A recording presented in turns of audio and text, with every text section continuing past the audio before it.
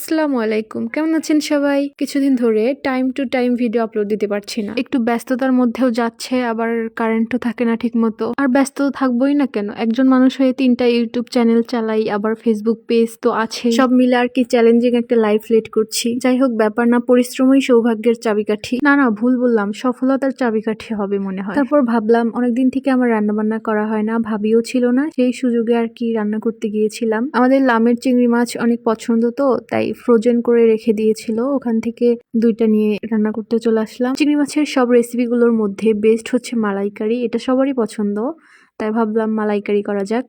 আমি তো কখনো করিনি, পারিও না, তাই ইউটিউব দেখে আইডিয়া নিয়ে আর কি চলে আসছিলাম কুক করতে। প্রথমে লবণ হলুদ দিয়ে মাছগুলো একটু ভেজে নিয়ে তারপরে পেঁয়াজের মধ্যে আর কি যাবতীয় সব ধরনের মশলাগুলো দিয়ে ভালো করে রান্না করেছিলাম। আর চিংড়ি মাছের মালাইকারির সব থেকে মেইন উপকরণই হচ্ছে নারিকেলের দুধ। মাছটা ভালোভাবে কষিয়ে নিয়ে শেষ পর্যায়ে নারিকেলের দুধটা দিয়েছিলাম। দেখেন এখানে গোটা গরম মশলা, তারপর একটু আদা রসুন বাটা, লবণ, মরিচ, যা যা লাগে যেমন খেতে চান আর কি সেভাবেই দিবেন। একটা জিনিস লক্ষ্য করেন, আজকের ভিডিওটা কতটা কাঁপতে ছিল। আমি এক হাত দিয়ে ভিডিও করছিলাম আর এক হাত দিয়ে রান্না করছিলাম।